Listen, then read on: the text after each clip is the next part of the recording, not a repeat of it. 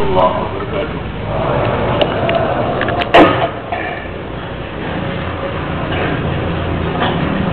Innal hamdalillah nasta'inuhu wa nastaghfiruhu wa nu'minu bihi wa natawakkalu 'alayhi wa na'udzu bihi min shururi anfusina wa min sayyiati a'malina. من يهديه الله فلا مضل له ومن يضلل فلا هادي له. أشهد أن لا إله إلا الله وحده لا شريك له وأشهد أن سيدنا ومولانا وحبيبنا محمدا عبده ورسوله. اللهم صل وسلم وبارك عليه وعلى آله وأصحابه والتابعين لهم بإحسان إلى يوم الدين. أما بعد.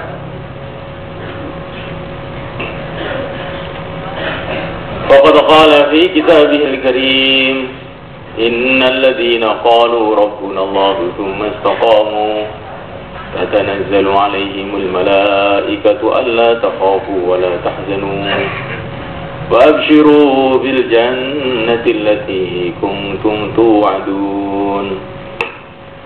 نحن أولياؤكم في الحياة الدنيا وفي الآخرة ولكم فيها ما تشتهي أنفسكم ولكم فيها ما تدعون نزلا من غفور رحيم. ومن أحسن قولا ممن دعا إلى الله وعمل صالحا وقال إنني من المسلمين. Hadirin muliakan Allah SWT.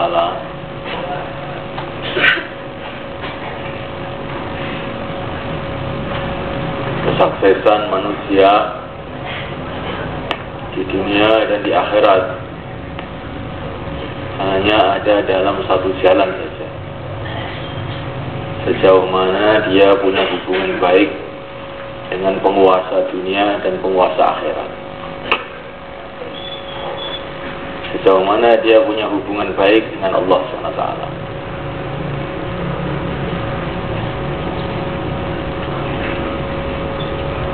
Walaupun manusia mendapatkan dunia dengan seluruh isinya,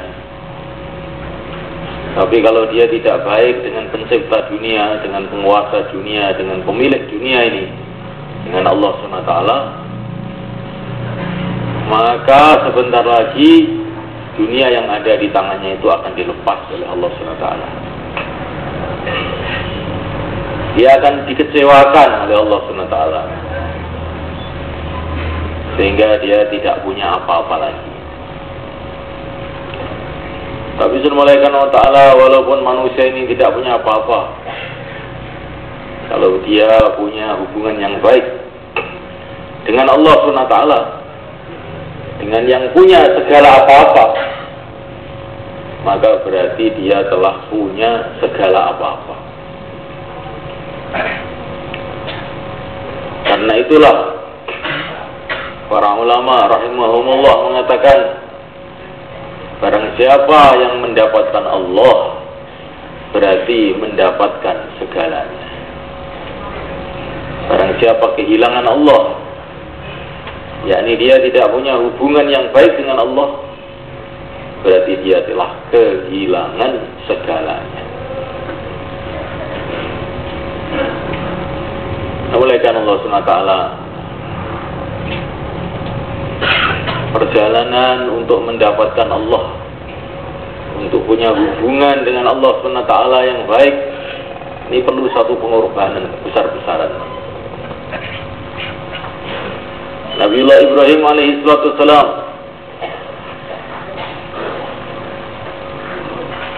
ketika menginginkan untuk menjadi kekasih Allah, maka syaratnya berat. Dia harus mengorbankan seluruh kekasihnya. Di dunia ini yang paling beliau cintai zahir dan batin adalah putranya Ismail alaihissalam. Ismail ini putra yang bersejarah. Ibrahim ini sudah tua, tidak punya anak. Kemudian berdoa kepada Allah, Rabbi habli minas sholihin, ya Allah berikanlah kepada aku anak yang soleh, anak yang soleh. Fabasyarnahu bi ghulamin halim, maka Allah memberikan kabar gembira kepada Ibrahim akan dikasih anak yang halim, yang cakap, cukup, komplit sudah. Kalau sudah dikatakan halim ini sudah komplit sekali. Maka begitu anak itu lahir, karena ini anak ini kelahirannya ini secara luar biasa, hasil daripada doa, maka dikasih nama Ismail. Ismail itu maknanya Allah telah menerima doaku. Ismail, itu Tuhan. Isma itu mendengar, Allah telah memperkenankan, Allah pun telah menerima doaku. Namanya aja juga begitu indah, namanya Ismail, Allah telah menerima doaku.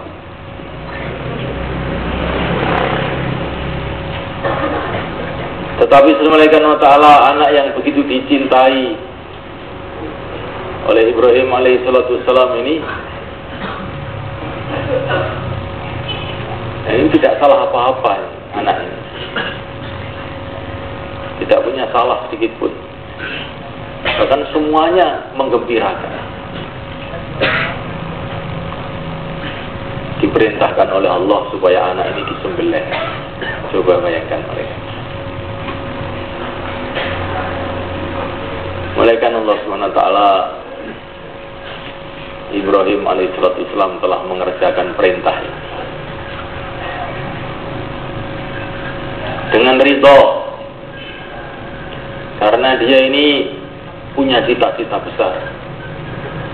Dia mengorbankan kekasihnya yang kecil, yaitu Ismail alaihissalam, demi untuk kekasihnya yang maha agung, Allah Subhanahu wa ta'ala. Beliau punya pemikiran yang hebat, Ibrahim alaihissalam. Kalau saya tidak mau menyembelih Ismail ini, kemudian Allah marah kepada aku, kemudian Allah menghancurkan aku dan menghancurkan Ismail, siapa yang akan bisa menghalang-halangi Allah? Tetapi kalau saya menyembelih Ismail ini, kemudian dia mati umpamanya, tapi Allah suka kepada aku, ridha kepada aku, bagi Allah mudah saja untuk menghidupkan kembali Ismail, atau memberi kepada aku anak yang lebih baik dari Ismail.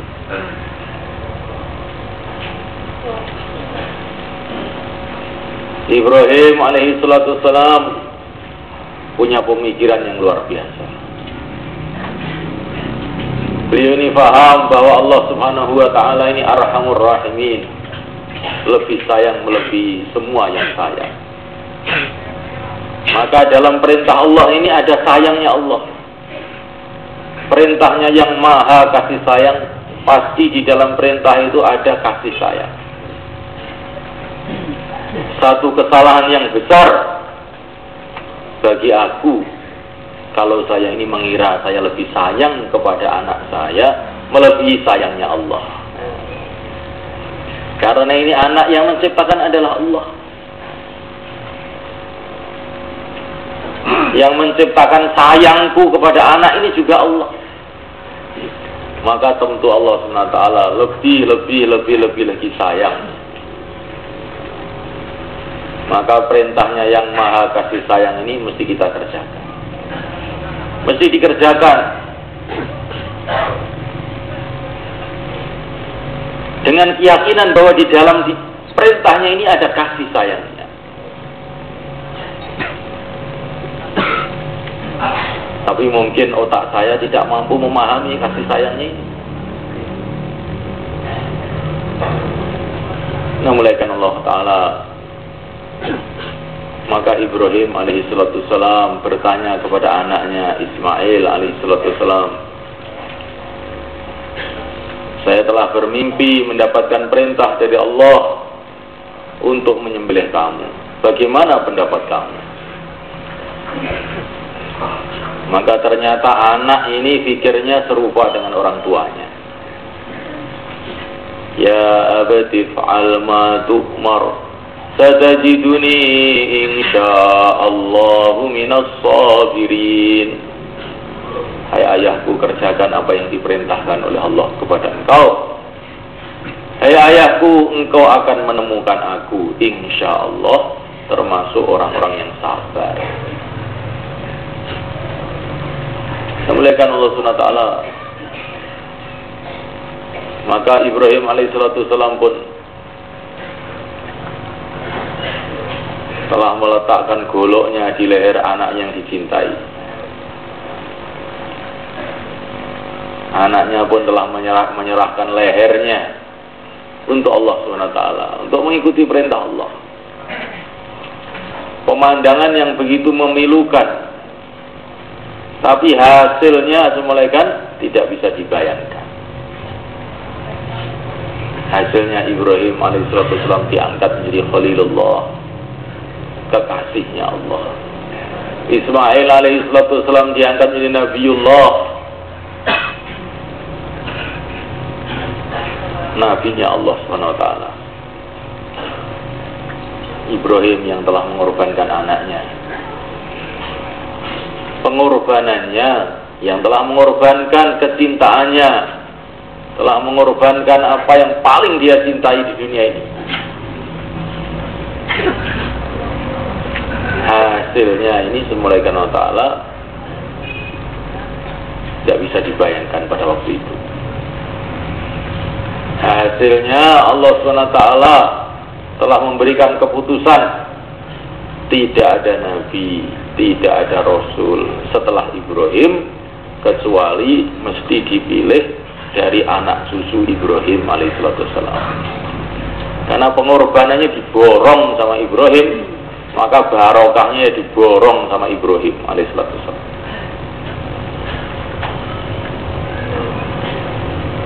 Sejauh mana kita memborong pengorbanan dalam agama ini, sejauh itu pula kita akan memboyong keberkahan agama ini. Apa saja pengorbanan? Pengorbanan harta, pengorbanan diri, pengorbanan apa saja. Kalau ditaskil itu, siapa siap, saya siap. Baru pulang kamu siap. Nah, bagaimana kamu? Saya siap. Kenapa kamu siap terus tiru-tiru Ibrahim alaihissalam?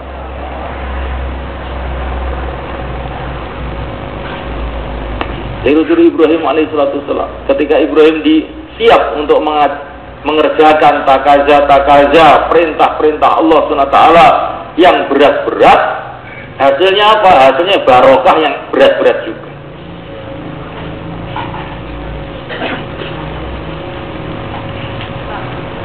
Dan karena yang korban itu bukan hanya Ibrahim saja.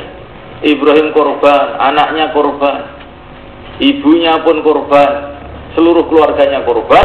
Maka yang diberkati bukan hanya Ibrahim saja, seluruh keluarganya diberkati oleh Allah SWT. Maka dari keluarga inilah dipilih pimpinan dari seluruh nabi, yaitu baginda Muhammad alaihissalam. Assalamualaikum warahmatullahi wabarakatuh. Umat baginda Muhammad SAW ini diakui sebagai cucu-cucunya Ibrahim. Wajahidu fillahi haqqa jihadih wastabakum wama ja'ala alaikum fid dini min haraj millata abikum Ibrahim. Berjuanglah di jalan Allah dengan sungguh-sungguh berjuang. Allah telah memilih kamu. Allah telah memilih kamu. Millata abikum Ibrahim. Wastabakum, Allah telah memilih kamu untuk perjuangan ini. Wa ja'ala 'alaikum fid dini min haraj. Dalam agama tidak ada kesempitan. Dalam agama ini tidak ada kesempitan. Mudah nih agama.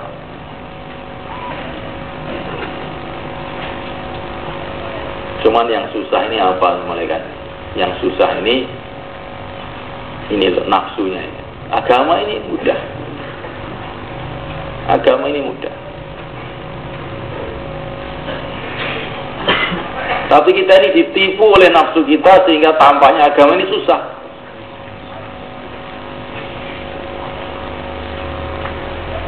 Nah ini agama ini millata abikum Ibrahim. Agamanya bapak kamu yaitu Ibrahim. Subhanallah, ini umat ini punya nisbat kemuliaan Allah berikan kepada umat ini sehingga umat ini dianggap anak cucunya Ibrahim. Walaupun orang Jawa, orang Madura, orang Pesek ya. Maksudnya supaya apa? Supaya kita ini mengikuti jejak pengorbanan Ibrahim alaihissalam. Ini ayah rohani kita, Ibrahim alaihissalam.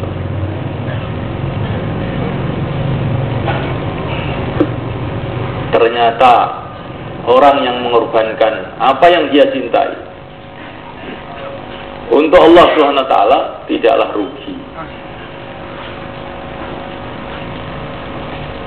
Tidak akan rugi di dunia ini dan tidak pula akan rugi di akhirat.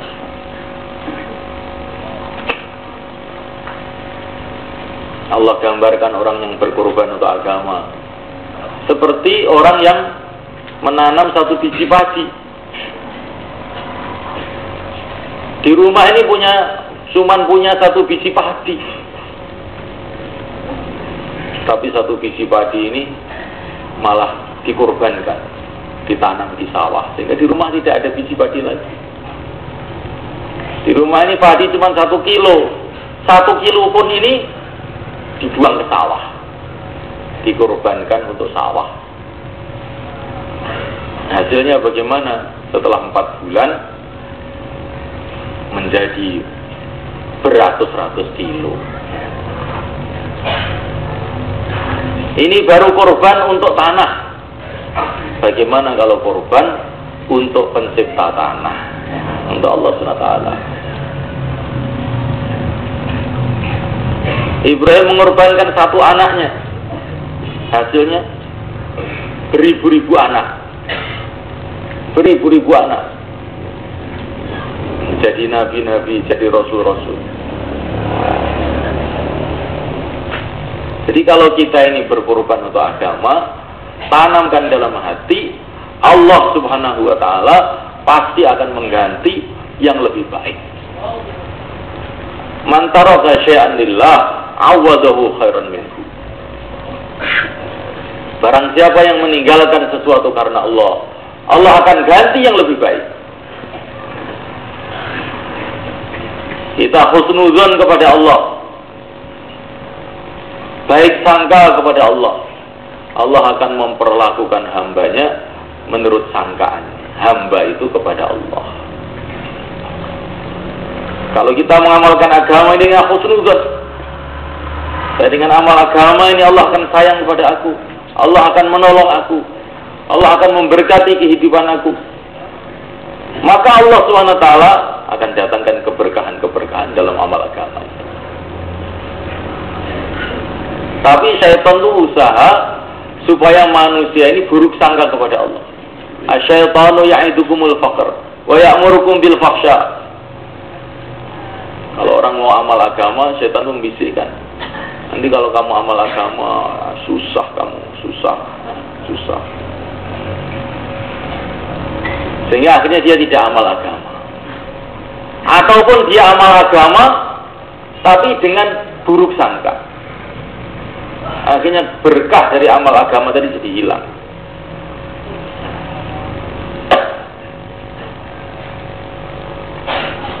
Namanya Allah SWT, ada orang itu datang kepada Syekh Abdul Wahab. Syekh, saya ini punya anak itu 4. Yang 3 ini sudah punya pekerjaan semua, sehingga saya sudah tidak mikir-mikir lagi, sudah tenang. Tapi yang 1 ini, Dia ini hanya agama saja. Belum punya pekerjaan tetap, belum punya apa-apa. Sehingga sekarang ini saya ini sedang risau. Doakan saya supaya anak saya ini yang satu ini dapat kemudahan-kemudahan. Maka Syekh Abdul Wahab ini bilang, kamu ini bodoh. Yang kamu risaukan itu yang 3 ini. Kalau yang satu yang sudah mikir agama, siang malam mikir agama, sudah nggak usah kamu risaukan. Itu sudah akan dijaga oleh Allah. Wallahu yatawallas sholihin. Allah akan menyelesaikan seluruh masalah dia. Yang 3 ini yang kamu pikirkan, kamu risaukan.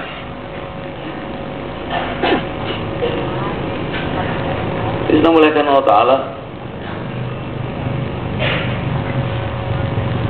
Allah Subhanahu wa Ta'ala menurunkan agama, mengirim nabi-nabi, mengirim rasul-rasul, bukanlah untuk menyusahkan kita. Allah menurunkan Al-Quran bukanlah untuk menyusahkan kita. Ma anzalna 'alaikal Qur'ana litashqa. Bukanlah Allah menurunkan Quran supaya kamu itu susah, celaka, tidak. Agama ini diturunkan oleh Allah. Kitab Allah diturunkan oleh Allah, nabi-nabi diutus oleh Allah, rasul-rasul dikirim oleh Allah untuk menunjukkan, untuk menuntun kita ini kesuksesan dunia, kesuksesan akhirat, kemuliaan dunia dan kemuliaan akhirat, untuk menyelesaikan masalah-masalah kita, bukan untuk membebani kita dengan masalah-masalah. Tapi manusia ini bodoh. Manusia itu bodoh. Dan ini bodohnya ini memang ya sudah begitu keturunan ya. Diperintah Allah Subhanahu wa Ta'ala yang Maha Kuasa, yang Maha Agung, yang Maha Bijaksana. Perasaannya ini yang butuh itu Allah ya. Sehingga dia ini mengerjakan apa-apa itu dengan mengeluh, sambat. Nanti taskil itu toleh ya. Toleh. Kaya harus dihukum gantung lho, Pak, gitu. Jadi nglakoni agama perasaane kaya harus dihukum gantung. Ka'annama yusaquna ilal maut wa hum yanzurun. Nek diajak berjuang kaya-kaya harus dipateni. Yujadilunaka bil haqq ba'da ma tabayyana. Ka'annama yusaquna ilal maut wa hum yanzurun. Ini setan ini bujuk datang manusia sehingga yang ngelakoni agama itu perasaan ini gua harus repot, harus susah. Kau yang sedang kang pun melihatkan berita-berita dari Allah yang Maha Benar telah datang bahwa dengan agama ini kita akan sukses. Kita akan mendapatkan macam-macam keberkahan di dunia dan akhirat. Keberkahan itu apa? Kebaikan-kebaikan yang tidak kita sangka-sangka. Tetapi semulaikan Allah Ta'ala sudah menjadi sunnatullah. Allah menguji dulu kepada hamba-hambanya itu. Ibrahim alaihissalam diuji dulu. Ketika beliau mengamalkan agama ada ujian-ujian yang berat. Suasana-suasana dari segala arah menentang beliau. Kerajaannya menentang, keluarganya menentang, masyarakatnya menentang, ayahnya sendiri menentang.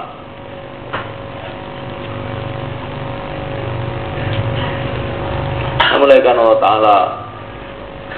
Tapi dalam suasana-suasana ini Ibrahim alaihissalam tetap istiqomah terus.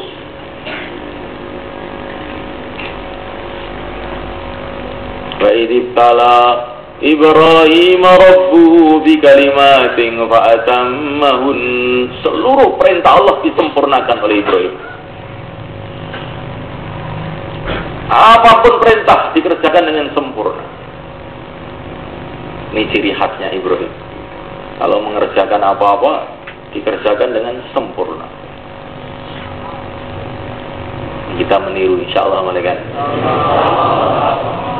Dakwah dengan sempurna. Keluar 4 bulan dengan sempurna. 40 hari sempurna.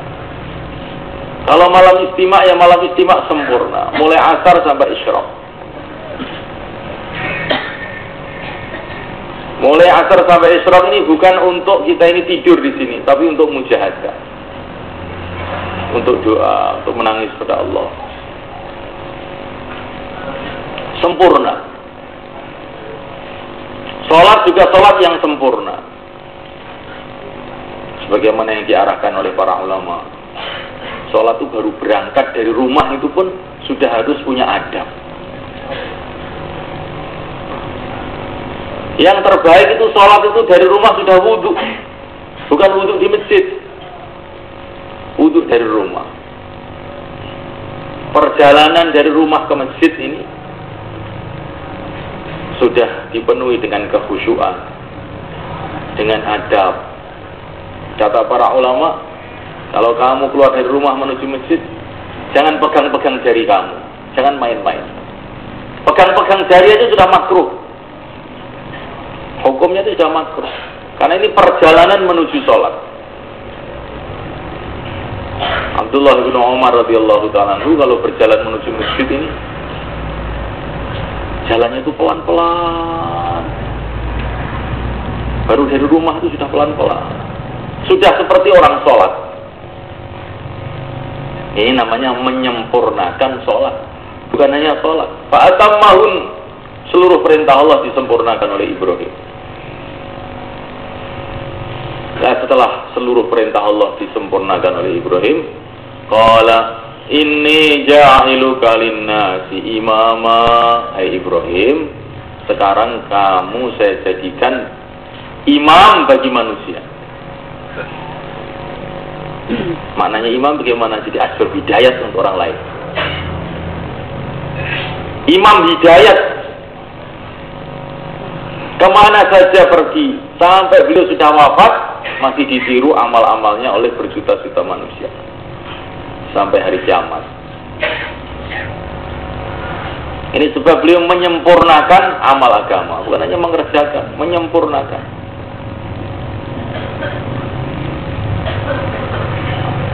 Menyempurnakan pengorbanan hartanya dikorbankan. Perkara-perkara yang dicintai anaknya dikorbankan. Tanahnya yang subur di Ardul Kan'an ditinggalkan, pindah ke Makkah yang kering kerontang, dikorbankan. Tanahnya dikorbankan, keluarganya dikorbankan, semua yang dicintai dikorbankan, semata-mata mencari ridha Allah. Disempurna, pengorbanan yang sempurna. Maka oleh Allah SWT Ibrahim dijadikan imam bagi manusia. Tapi Ibrahim alaihissalam masih usul lagi kepada Allah. Qala wa min dzurriyyati, ya Allah, yang dijadikan imam jangan saya saja, tapi juga anak cucuku. Maka Allah berfirman, qala la yanalu ahdiz zalimin. Iya, anak cucumu saya berjanji akan saya jadikan imam-imam, tapi janji ini tidak untuk anak cucumu yang zalim. Asalkan anak cucumu tidak zalim, akan saya jadikan imam-imam mereka. Coba semuanya. Jadi keberkahan mengamalkan agama ini sampai kepada anak cucu. Maka kita ini target anak kita. Saya berjuang di jalan Allah SWT. Ini yang untung bukan hanya saya beruntung dapat memperbaiki diri saya. Tetapi anak cucu juga untung. Kamu pun akan beruntung. Maka kalau ayah ini keluar, kamu ikut membantu. Membantu bagaimana mudah ayah ini untuk keluar. Karena keluar ini yang beruntung bukan hanya ayah saja. Kamu juga beruntung. Bukan hanya kamu saja. Zuriyah, anak cucu terus masih dapat keuntungannya. Entah seberapa keuntungannya.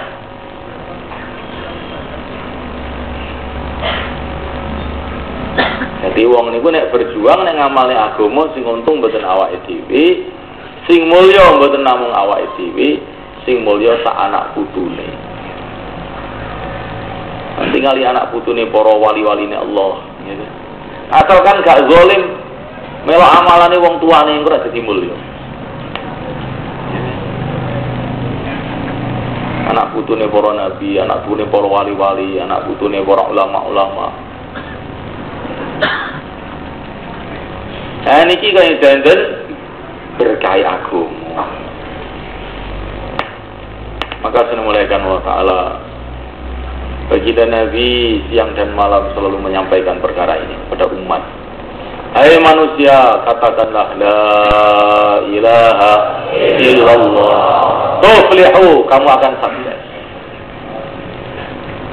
Kunci sukses hanya satu aja. Hambakan diri kamu kepada Allah. Dan ini jalan satu-satunya. Tidak ada jalan lain. Sebagaimana tidak ada Tuhan kecuali Allah, maka tidak ada jalan kecuali taat kepada Allah. Tidak ada kesuksesan kecuali taat kepada Allah. Allah ini Al-Ahad yang Maha Satu, yang Maha Esa. Maka Allah As-Samad yang pantas dimintai juga hanya Allah SWT. Karena yang selain Allah adalah makhluk. Makhluk tidak bisa apa-apa. Makhluk ini tidak ada kalau tidak diadakan. Makhluk ini tidak hidup kalau tidak dihidupkan. Makhluk tidak akan bisa bergerak kalau tidak digerakkan. Allahu wahdahu la syarikalah. Allah sendiri wahdahu la syarikalah. Selain Allah tidak ada apa-apanya, tidak ikut apa-apa. Maka jalan itu hanya satu saja, jalan itu. Jangan kamu kira bisa milih-milih, nggak bisa.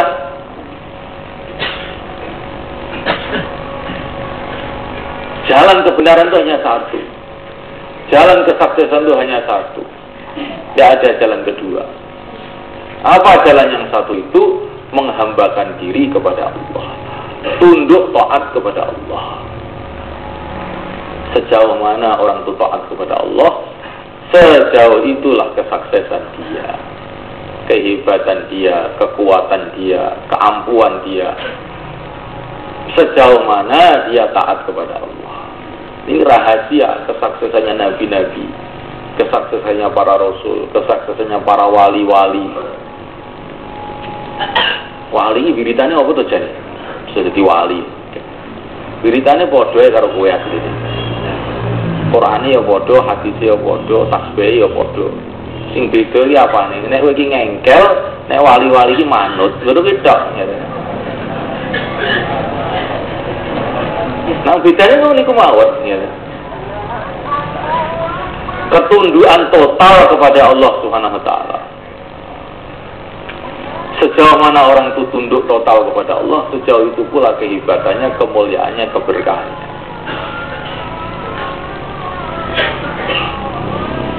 Apa saja kalau dipegang orang yang taat kepada Allah menjadi berkah.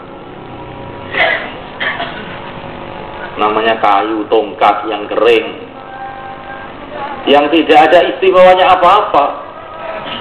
Tapi ketika dipegang Nabi Musa dan digunakan sesuai perintah Allah, ini tongkat ini jadi mengeluarkan macam-macam berkah. Macam-macam berkah. Macam-macam keajaiban datang ketika tongkat digunakan untuk taat kepada Allah. Pukulkanlah tongkat itu, hai Musa, ke lautan, maka lautan jadi kering. Pukulkanlah tongkat itu ketika beliau kehausan dan para sahabat. Pukulkanlah tongkat itu ke batu, maka batu mengeluarkan 12 mata air. Sekali pukul keluar 12 mata air, sehingga bisa untuk minum 12 golongan Bani Israel. Bani Israel itu kelompoknya itu 12. lemparkanlah tongkatmu ke tukang-tukang sihir itu, hai Musa. Maka tongkat dilemparkan, tukang-tukang sihir dapat hidayat, ya, pada masuk Islam. Coba mereka. Ketika tongkat digunakan untuk taat, maka tampak barokahnya yang tidak dikira-kira. Hei Musa, masukkanlah tangan kamu itu ke dalam baju kamu. Tangannya dimasukkan dalam bajunya. Karena perintah Allah. Allah tidak menyuruh kita seperti itu. Yang diperintahkan Nabi Musa, hanya Nabi Musa sendiri. Masukkanlah tangan kamu ke baju kamu. Gak dimasukkan. Setelah dimasukkan, keluarkan. Setelah dikeluarkan, terjadi keajaiban. Tangannya bercahaya seperti matahari, sehingga menjadi tanda kebenaran Nabi Musa. Masukkan lagi ke bajumu, masukkan, hilang lagi cahayanya. Karena ikut perintah itu tadi malaikat. Sejak kecil Nabi Musa juga sudah punya tangan. Tangannya itu juga. Tapi ketika digunakan ikut perintah, barokahnya itu tidak karu-karuan.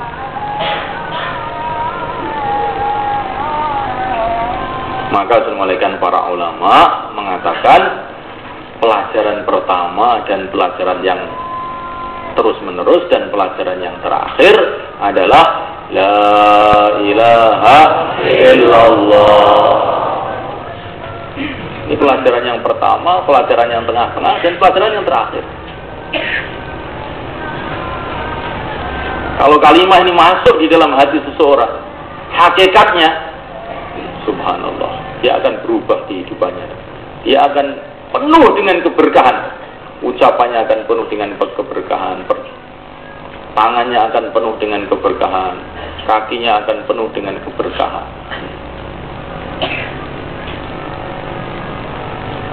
Namuliakan Allah Ta'ala. Sebagaimana dalam satu hadis, ma zalal abdu yataqarrabu ilayya bin nawafil hatta uhibbahu. Wa idza ahbabtuhu kuntu sam'ahu alladhi yasma'u bihi wa basarahu alladhi yubsiru biha wa yadahu alladhi yabtisu biha wa lisanahu alladhi yantiqu bihi wa la in sa'alani la utiyanna wa la in ista'adani la u'idanna. Kalau orang itu sudah sibuk mengamalkan amal-amal sunnah, akhirnya dicintai oleh Allah. Kalau amalan fardu ini kan terbatas sebenarnya.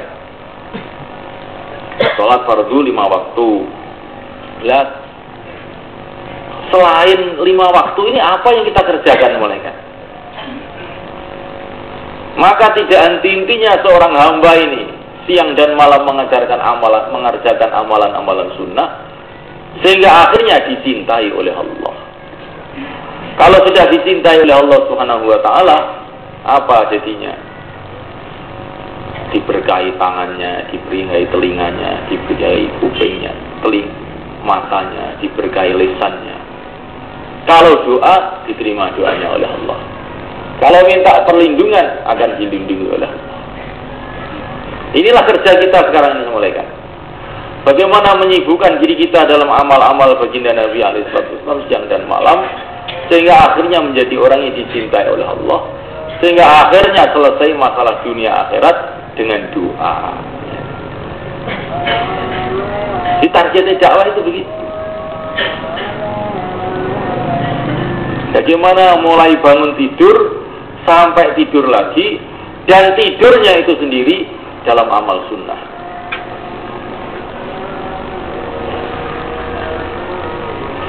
Targetnya apa? Hatta uhibbahu, sehingga dicintai oleh Allah. Kalau sudah dicintai oleh Allah, kehidupannya berkah semuanya. Kalau sudah berkah ini bagaimana?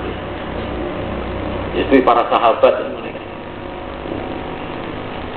Sahabat ke pasar, hidup agama di pasar. Sahabat di rumah, hidup agama di rumah. Sahabat di jalan, hidup agama di jalan. Sahabat di pelabuhan-pelabuhan, hidup agama di pelabuhan-pelabuhan. Sahabat putar ke seluruh dunia, hidup agama seluruh dunia. Namanya ini bagian dari berkahnya kehidupan para sahabat radhiyallahu taala. Ini hasil daripada ketaatan yang total kepada Allah, mengikuti sunnah-sunnah Rasulullah SAW siang dan malam. Maka kita ini semulaikan harus punya cita-cita. Bukan cita-citanya ini hanya sekedar ya sepenting sak mlaku nih, mboten ngoten. Cita-citanya itu sundi kita niki 24 jam rina wong ini selalu eling ning Allah, taat ning Allah, gak maksiat ning Allah. Ben dadi wong sing disenengi Gusti Allah. Nah, ini lho cita-citane ini. Asline ngoten. Ini targetnya kerja agama ya ini.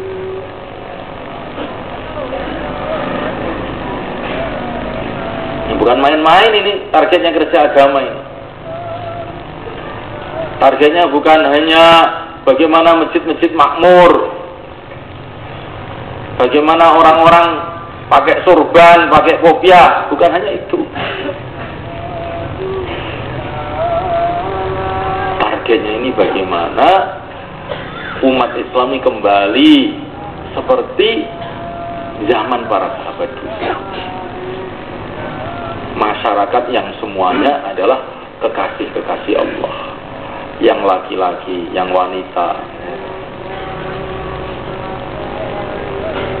yang tua, yang muda. Ini orang masyarakat Madinah. Masyarakat Madinah. Masyarakat yang diridhoi dan yang dicintai oleh Allah. Kalau sakit dijenguk para malaikat. Dalam satu hadis dikatakan masjid ini punya tiang-tiang, yaitu orang-orang yang ahli masjid. Kalau mereka punya hajat apa-apa, Allah akan kirimkan malaikat-malaikat untuk membantu mereka. Kalau mereka sakit, akan dijenguk para malaikat. Inilah para sahabat. Ketika mereka jadi tiang-tiang masjid, saking istiqomah yang masjid ini sampai ibaratnya kayak cagak-cagak masjid.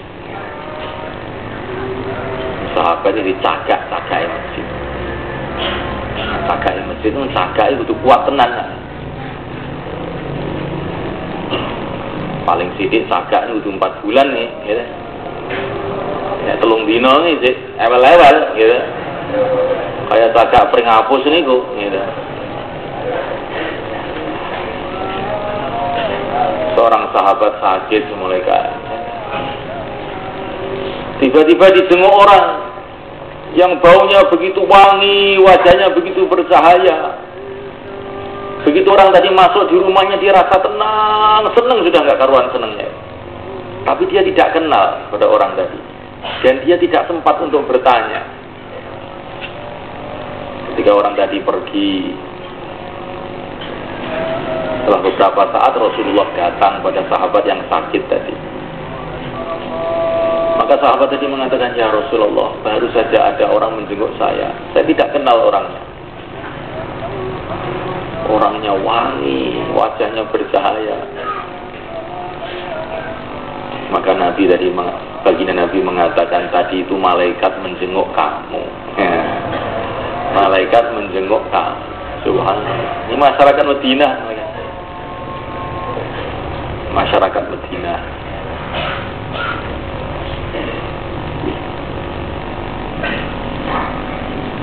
Doa-doanya diterima oleh Allah. Kalau tidak ada hujan, tidak seperti kita pikir bagaimana menggali sumur, cari diesel, tidak. Mereka pergi sholat, hujan langsung datang.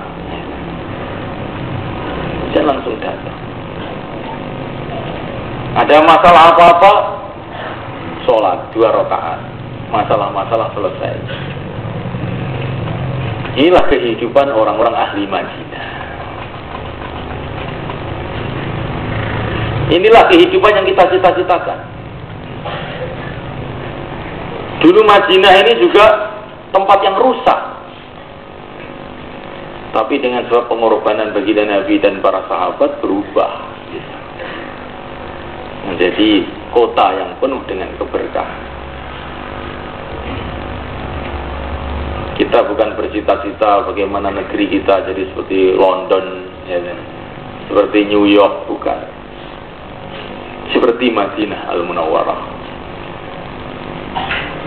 bukan seperti Tokyo, ya. Kehidupan di Tokyo ini memulaikan kehidupan yang lebih baik mati daripada hidup. Apa orang kehidupan tidak kenal kepada Allah? Untungnya itu apa? Katanya orang yang pergi ke Jepang, orang Jepang ini tertib,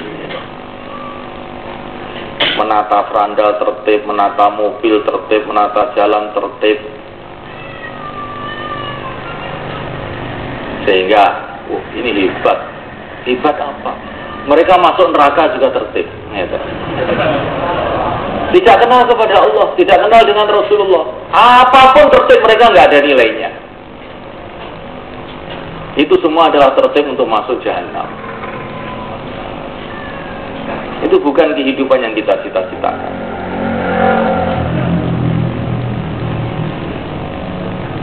Kehidupan yang tidak kenal kepada Allah, tidak kenal dengan Rasulullah, tidak kenal dengan kehidupan akhirat. Kehidupan apa? Lah kalau tertib ini anjing herder itu tertib sekali sebenarnya.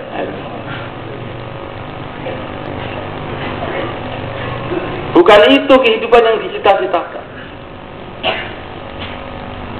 Kehidupan yang hati dipenuhi dengan cinta kepada Allah, ta'alluq kepada Allah, bergantung kepada Allah. Malam hari doa kepada Allah, sujud, rukuk, membaca kalamullah. Ini kehidupannya wali-wali Allah. Kehidupan orang-orang kafir, kehidupan lebih baik mati daripada hidup. Karena tambah panjang umurnya, tambah banyak dosanya. Yang lebih baik cepat mati tuh. Memuliakan Allah Subhanahu wa taala kehidupan Madinah Al-Munawwarah. Setiap ketemu temannya tersenyum, assalamualaikum, masya Allah. Ini salam ini apa? Salam ini adalah penghormatan ahli surga. Nanti kalau ahli surga masuk surga, assalamualaikum, assalamualaikum. La yasma'una fiha lagwaw wa la ta'thima illa qilan salaman salama. Assalamualaikum, assalamualaikum, masyaallah. Kehidupan ahli surga, setiap ketemu ucapkan salam.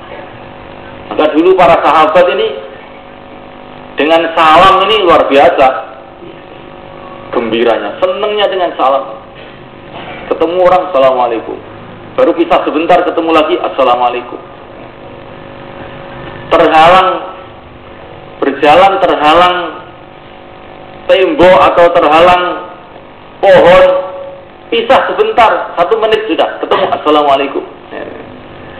Saking senengnya dengan teman-temannya, saking senengnya dengan salam.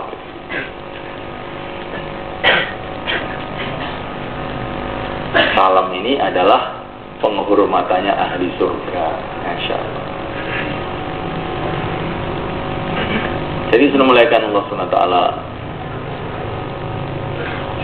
Bagaimana supaya kehidupan Madinah Al-Munawwarah, kehidupan yang mulia ini kembali dalam kehidupan umat Islam lagi.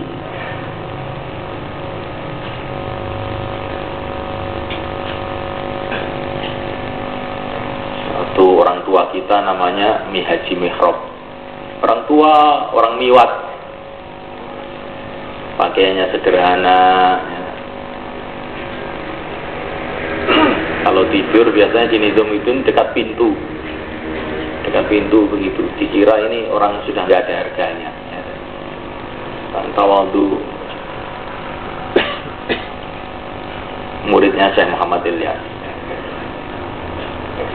Lah ini keluar di negeri Mesir. Sampai di Mesir ketemu ulama besarnya Mesir, Syekhul Azhar, yang mimpin Universitas Azhar. Ini Haji Mihrab orang kampung, ini ulama besar, mudzakarah. Katanya Haji Mihrab kepada Syekhul Azhar, Syekh, tuan ini menghendaki kembalinya kehidupan Madinah. Siapa ngantuk tidur? Ngantuk. Hah? Gak ada. Harus dibangunkan.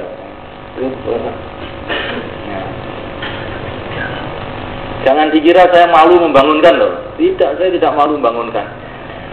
Kalau dibangunkan tidak mau, tak putar kupingnya nanti. Termasuk sunnah muter kuping orang itu. Ini belum tahu ya. Ada satu hadis malaikat. Ada satu hadis. Ini seorang sahabat melakukan satu kesalahan, maka langsung dipeluntir kupingnya oleh Nabi. Bagaimana kalau kita amalkan sekarang?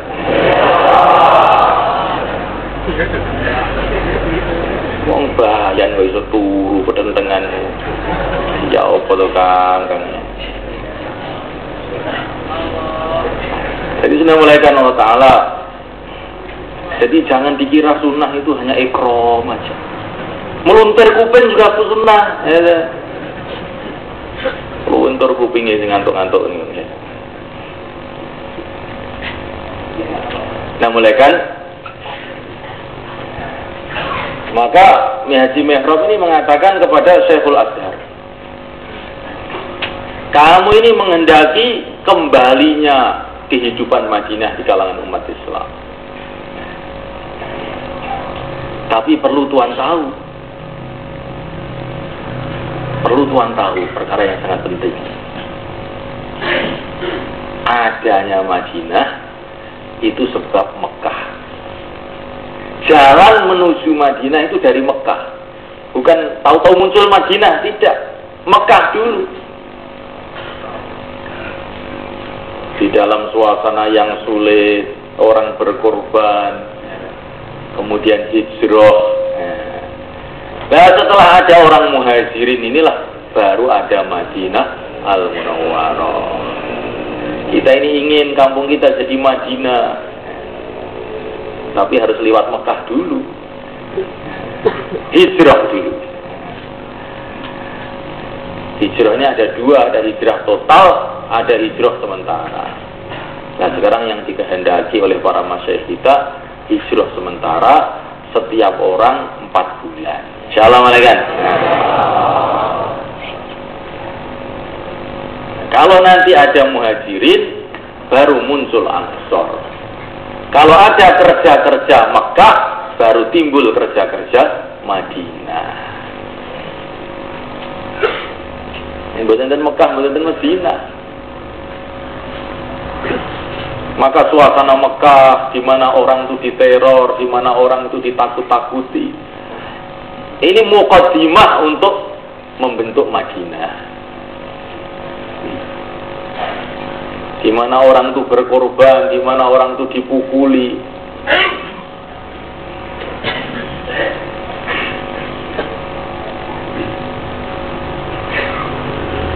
Diceritakan oleh para ulama, ada kenikmatan makan, ada kenikmatan minum, ada kenikmatan kawin, ya.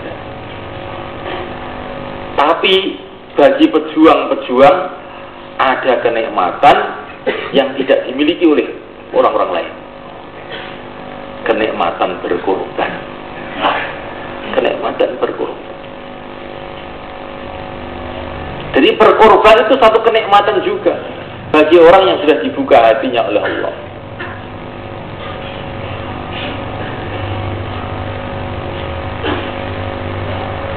Sehingga pengorbanan-pengorbanan itu jadi lezat, seperti Sayyidina Khalid bin Walid Beliau mengatakan malam-malam hujan-hujan, dingin-dingin bersama Muhajirin dan Ansar di jalan Allah lebih aku sukai daripada malam pertama bersama istri. Ya. Kelezatannya seorang pejuang. Sekarang mulai Allah Ta'ala ada orang yang kelezatannya itu cari uang, ada orang kelezatannya itu dulan, camping, naik gunung, turun gunung. Ada orang kelezatannya itu duduk aja di pinggir jalan itu, duduk aja, iktikaf di pinggir jalan. Itu macam-macam kelezatannya orang itu.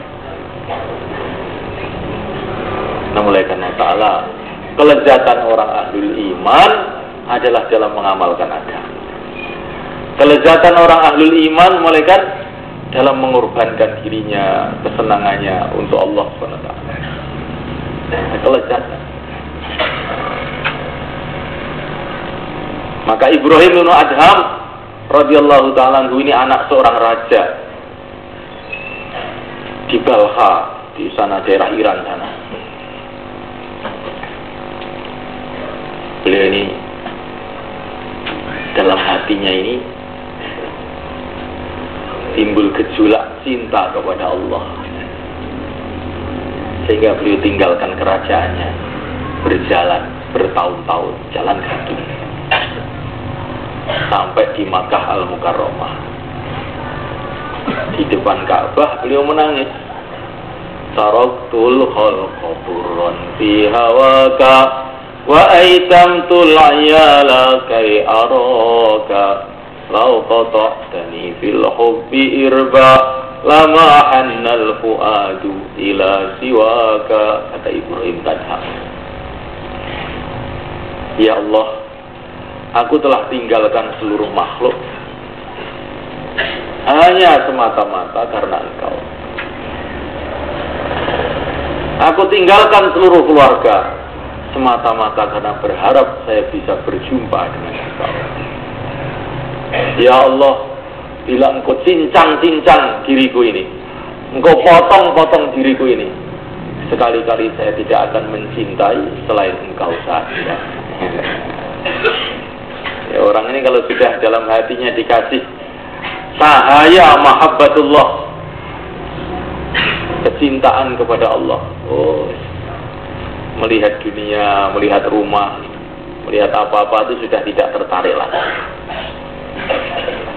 Sebagaimana sahabat Harithah radhiyallahu ta'ala anhu ketika ditanya bagaimana hasil imanmu, hakikat imanmu wahai Harithah, azabat nafsi anid dunya, hati tidak tertarik lagi dengan dunia.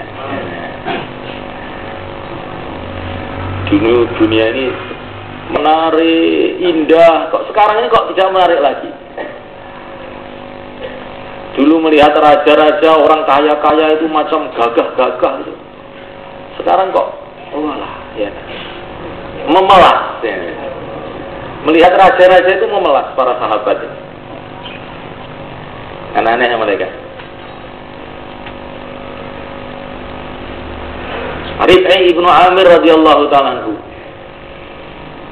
beliau datang ke Raja Persia.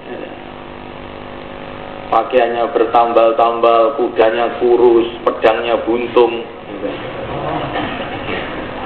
Tapi beliau mengatakan kepada Raja Persia ketika ditanya, mau apa kamu datang ke Persia ini?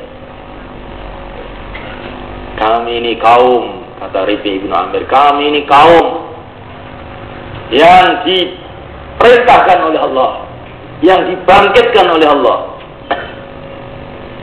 Kami datang ini bukan mau kita sendiri. Nahnu qaumun ibta'atsana Allah. Kami ini kaum ada yang dibangkitkan oleh Allah untuk mengeluarkan manusia dari menghambakan diri kepada manusia untuk menghambakan diri kepada Tuhannya manusia, kepada Allah SWT. Kami ini kaum yang dapat tugas dari Allah SWT untuk mengeluarkan kamu dari kehidupan kamu yang sempit ini kepada kehidupan yang luas. Aneh. Rif'i ibnu Amir ini mengatakan kepada Raja Persia yang gagah, perkasa, mewah. Saya ingin mengeluarkan kamu dari kehidupan kamu yang sempit ini kepada kehidupan yang luas, katanya. Ya, sahabat. Lah wong sing ditilok akhirat wae. Wong sing ditilok akhirat, dilok raja malah melah. Dan setunggalipun waline Allah dan India niku diparani kali raja, Pak. Niki raja ini agak diangkat jadi raja. Sowan ngene kiai niku wau. Tuhan, saya ini baru diangkat jadi raja. Saya ini punya kerajaan yang luas, harta yang banyak. Kalau Tuhan mau bantuan apa-apa, saya siap membantu. Maka ulama tadi mengatakan tidak perlu Tuan Raja. Allah berfirman dalam Al-Quran, Qul mata'ud dunya qalil. Dunia ini sedikit. Dunia ini sedikit dibagi-bagi orang banyak. Ya bagian Tuan Raja tentu saja sangat sedikit. Sudah sangat sedikit, kok mau saya minta? Saya kasihan ya Tuan Raja. Kamu pakai sendiri saja. Dunia ini sudah sedikit dibagi orang banyak, kok mau dikasihkan saya? Sudah pakai sendiri saja. Ini ulama-ulama zaman dulu kayak begitu.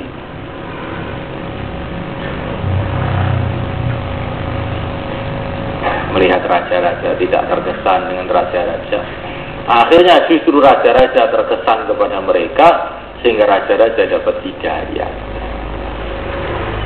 Maka kata Abul Hasan Ali An-Nadwi, syaratnya orang Islam ini bisa jadi asbab hidayah untuk orang-orang ahli dunia, syaratnya orang Islam ini tidak terkesan dengan dunia. Seperti orang Islam pada zaman dulu. Hanya orang-orang dunia bisa diatur dengan agama. Ketika orang-orang agama tidak terkesan dengan dunia.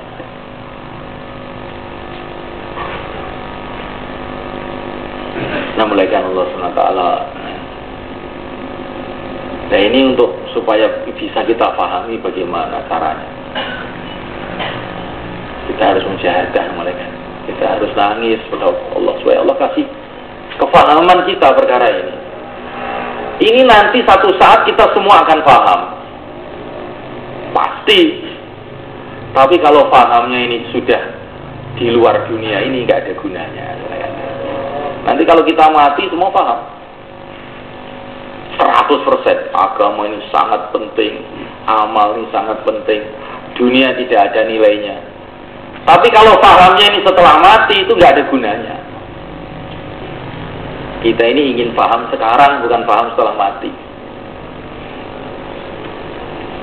Maka kata para masyaikh kita, supaya orang itu paham agama, itu jalannya cuma dua. Yang pertama mati. Orang kalau mati paham agama 100%. Yang kedua, dengan kerja dakwah dengan cara baginda Muhammad sallallahu alaihi wasallam. Cara yang kedua. Kalau kita ingin paham agama sebelum mati, ya ini dengan dakwah cara Rasulullah. Insyaallah kita niat mulaikan. Suasana dakwah cara Rasulullah kita hidupkan dalam diri kita. Setiap masjid, setiap orang, bagaimana mulai sekarang mempersiapkan untuk mengeluarkan jamaah 4 bulan. Insyaallah mulaikan. Dipersiapkan mulai sekarang. Seperti dulu Rasulullah SAW mempersiapkan orang-orang untuk pergi ke Tabuk. Dipersiapkan jauh-jauh. Bentuk jamaah 4 bulan dari mahalah-mahalah. Bagaimana caranya? Sempurnakan amal di rumah kita, sempurnakan amal di masjid kita. Insya Allah Allah SWT akan memudahkan kita untuk keluar jalan Allah. Insyaallah malaikat. Malam hari doa kepada Allah.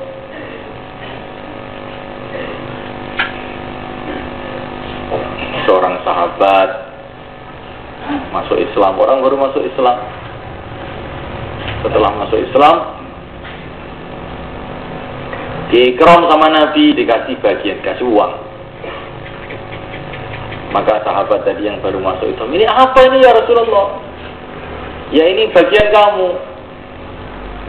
Ya Rasulullah, saya masuk Islam bukan untuk ini ya Rasulullah. Lah untuk apa masuk Islam?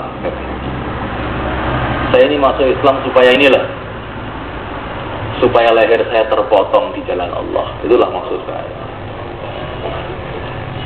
Sahabat kayak gitu.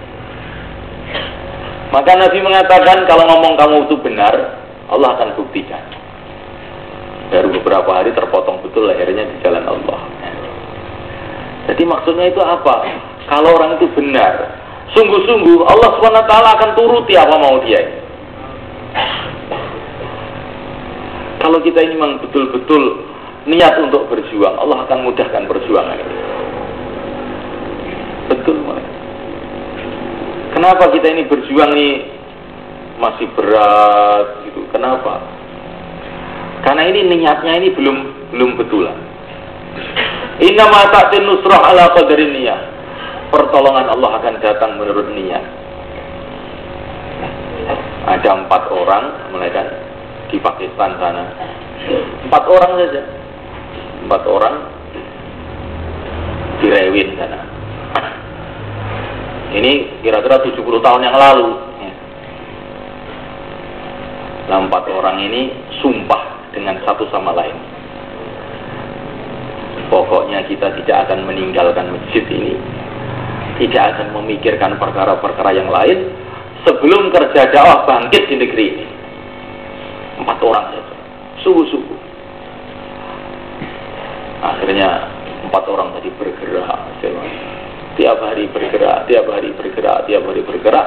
4 orang akhirnya jadi jutaan orang sekarang. Dan sebagian ini 4 orang masih hidup juga. Coba semulaikan di setiap mahala, di setiap halqa, termasuk kita ini juga di sini. Janji setia kepada Allah untuk berpegang dengan perjuangan agama ini sampai bangkit kerja agama ini di negeri ini, dan sampai kita ini mati dapat ridha Allah. Insyaallah kita malaikat.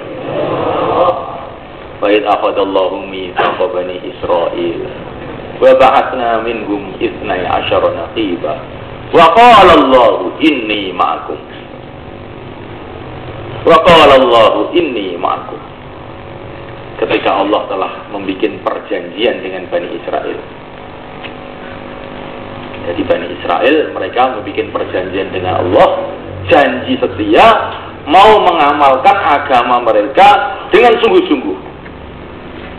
Wa ba'atsna minhum 12 naqiba. Kemudian ditunjuk penanggung jawab 12 penanggung jawab ditunjuk. Mereka berjanji setia mengamalkan agama. Setelah janji setia mengamalkan agama, ditunjuk penanggung jawab 12 untuk mengawasi pengamalan agama di kalangan Bani Israel. Setelah itu bagaimana? Qala Allahu inni ma'akum. Sekarang aku bersama kamu. Qala Allahu inni ma'akum. Allah berfirman, aku bersama kamu. Maksudnya Allah akan tolong kamu.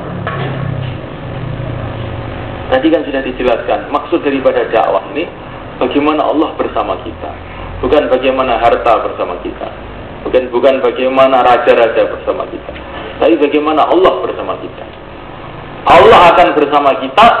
Syarat nomor 1 semulaikan, kalau kita sudah berjanji setia kepada Allah untuk berpegang agama dengan sungguh-sungguh. Insyaallah kita niat semulaikan.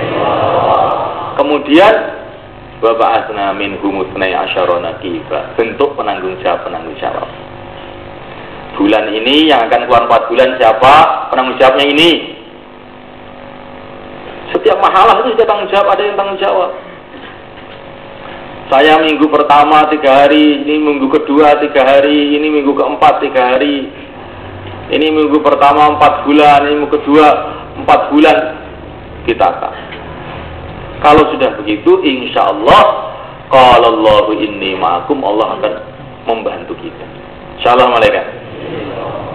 Bentuk jamaah-jamaah mulai sekarang.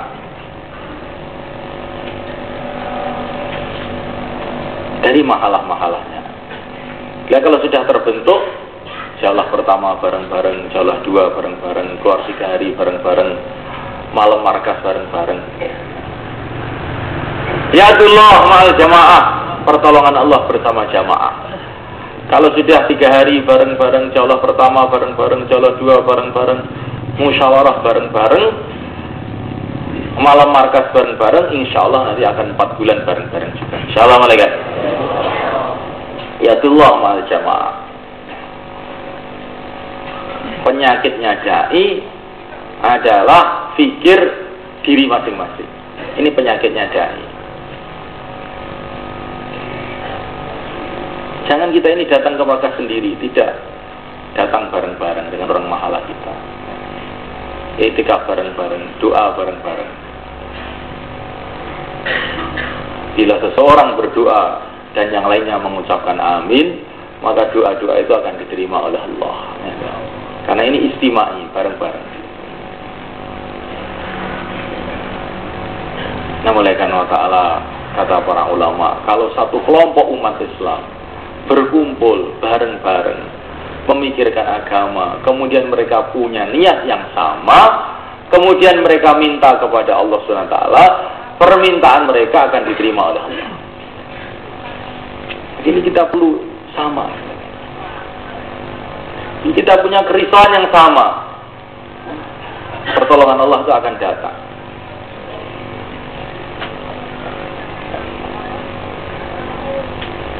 Kita ada kerisauan. Istri kita bagi kerisauan juga. Anak-anak kita bagi kerisauan. Ini perkara besar agama. Ini bukan perkara main-main. Ini masalah bukan masalah miskin atau kaya. Ini bukan masalah mau atau tidak mau. Ini bukan masalah longgar atau tidak longgar. Ini bukan masalah sempat atau tidak sempat. Agama ini masalah surga apa neraka. Ini tentunya. Ini bukan masalah sempat atau tidak sempat. Mau surga atau mau neraka. Ini bukan masalah mau atau tidak. Mulai kan Allah Ta'ala. Sekarang surga sudah jadi. Sekarang sedang ada pembangunan besar-besaran di sana. Nabi pun telah pergi ke sana. Surga sudah jadi, istana-istananya sudah jadi, sungai-sungainya sudah mengalir. Bidadari-bidadarinya juga sudah menunggu. Malaikat-malaikatnya sudah bersiap-siap.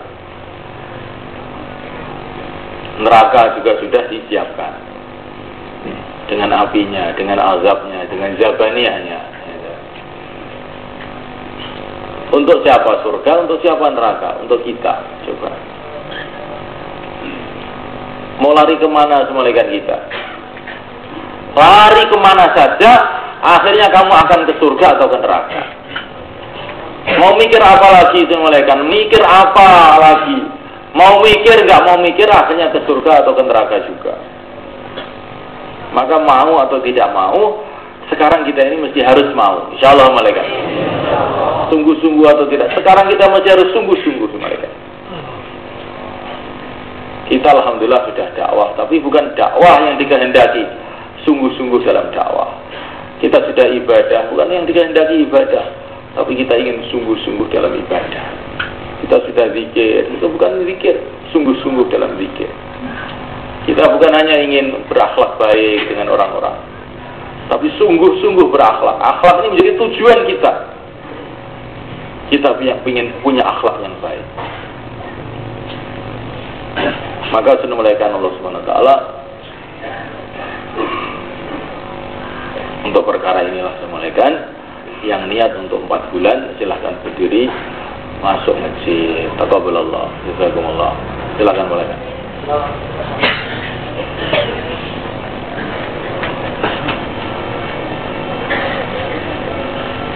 Monggo.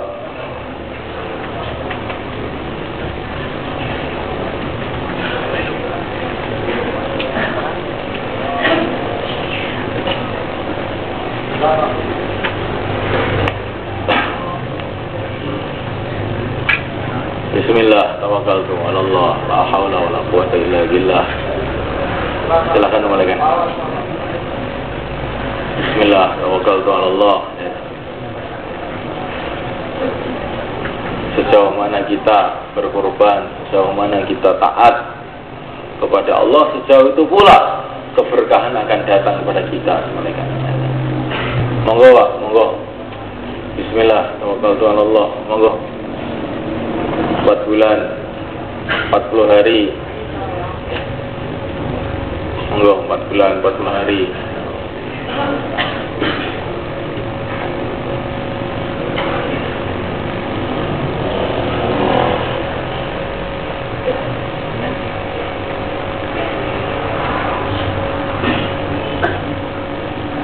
Nunggu nopo? Nunggu nopo? Sopi yang senten awake dhewe kita pikir nunggu apa? Kathah tiyang sing wingi itu teng donya saniki pun ke akhirat. Iki tipuane setan, mengke nek awake dhewe sakniki kita tunda, kok Jumat ditundane, gitu. Ditundane akhire mboten sido amal, mboten sido berjuang. Sakniki mawon, Pak. Bismillah, monggo. Monggo sak mangke mawon, Pak. Monggo. Monggo 4 bulan, 40 hari. Sak mangke mawon, Pak. Bismillah, ampun. Monggo. Niki namung tugas sing ringan mawon, Pak. Sopi Nabi Ibrahim kon belih anake. Masyaallah. Sampai niku mboten kan bilih sinten-sinten, nggih ta. Taqabbalallah, jazakumullah. Monggo.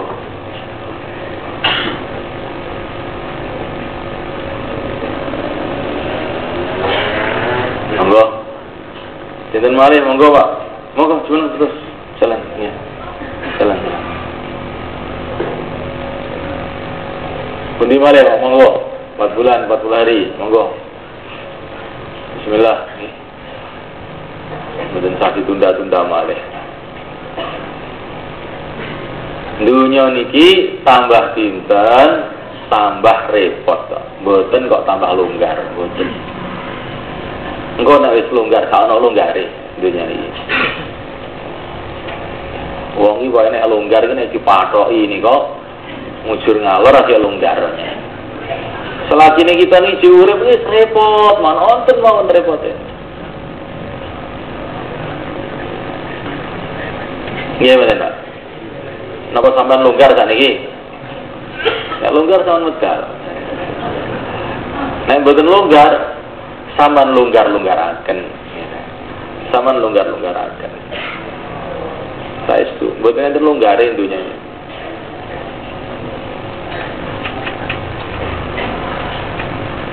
Sopi sampean tingali teng terminal Maswati lho, jenengan tingali.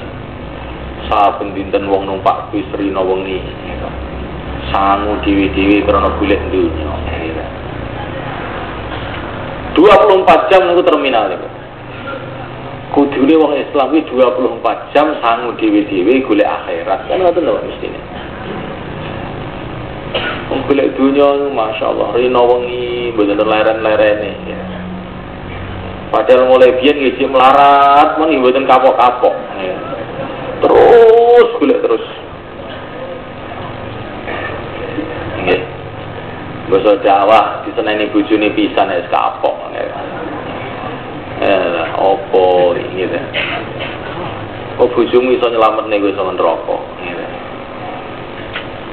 Apa iso nyelametne kowe saka azab kubur. Kita niki nggih kedah ikram teng istri kita, kedah ikram teng anak kita, kedah lah. Tapi aja sampai ikram ini karo ninggalne agama.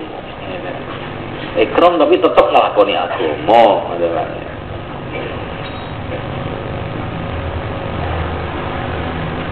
Nek ikram lan ninggalne agama niku jenenge ndelep bareng-bareng dadi ndelep bareng-bareng. Monggo enten. Pinten dinten monggo jumeneng mesti tak. Pinten dinten monggo jumeneng. Sing tambah masa, sisa masa, monggo. Tambah masa, sisa masa, monggo jumeneng betul masjid. Qabalallah.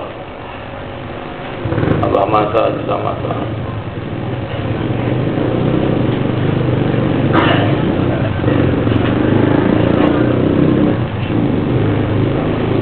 Saat niki sinten sing niat 4 bulan niki tapi Juni niki tapi sinten angkat tangan tapi sing niat Juni niki medal 4 bulan gitu. Juni tapi Juni di loro niku tok masyaallah. Tapi jumeneng Pak, jumeneng. Nggih. Nggih, jumeneng malih. Masyaallah. Bentene malih. Aja lungguh sik, ngadeg sik. Nggih. Bentene malih Pak. Sing niat Juni. Bentene malih. Nggih, masyaallah. Bentene malih sinten sing niat Juni. Nggih. Monggo Pak. Nggih. Jumeneng. Ngadeg ya soleh ganjaran aja lunggah-lungguh ae. Nggih. Ayo, sing malih. Pundi malih? Monggo. Sampai niat mohon mboten kuat, semene mangkat gitu. Tapi niat Pak, niat Juni ini doyo. Niat Juni ini jumeneng. Monggo, niat riyen Juni. Pertolongan Allah ini menenten niat e. Ini kok lor nih kok. Lor. Manusa dudu iki. Lor nih kok. Kok ketok putih-putih niku lho manusa dudu ngene. Nggih. Sinten malih niat Juni. Masyaallah. Niat riyen Pak, jumeneng riyen. Niat riyen. Taqabbal Allah. Sing lor nika mburi. Sing niat 4 bulan Juni ini. Masyaallah. Pundi malih sing niat Pak, niat Juni ini. Taqabbal Allah. Nggih, ngadeg suneng. Gak berani niat. Masya Allah.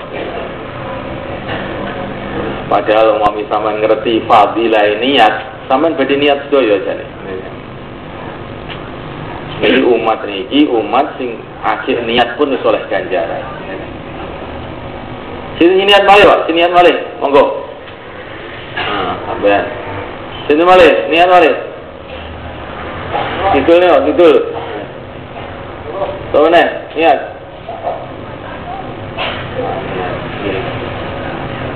Sini malih, niat 4 bulan Juni. Masya Allah.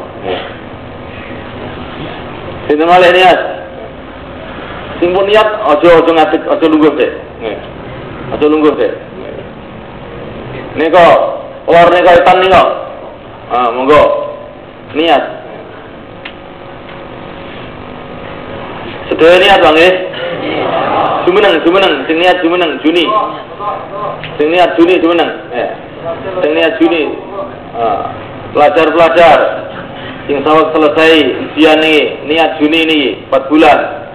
Gitu. Masya Allah. Mugi-mugi Allah nampi jenengan saya. Saat ini sing niat sedaya nang Serambi ya. Monggo. Langsung. Juni. Monggo.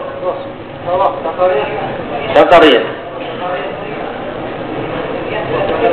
Monggo, sing niat bulan Juni.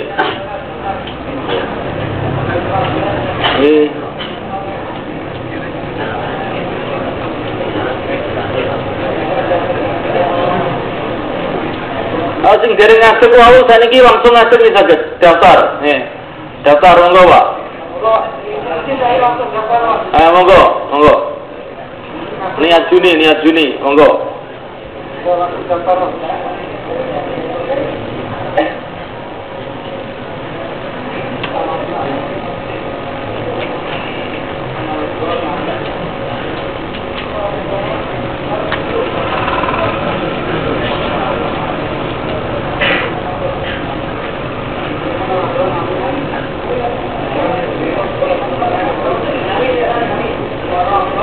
Insyaallah niat lagi. Sinten sing niat malih, monggo. Juni. Suli Pak sampean niku masyaallah.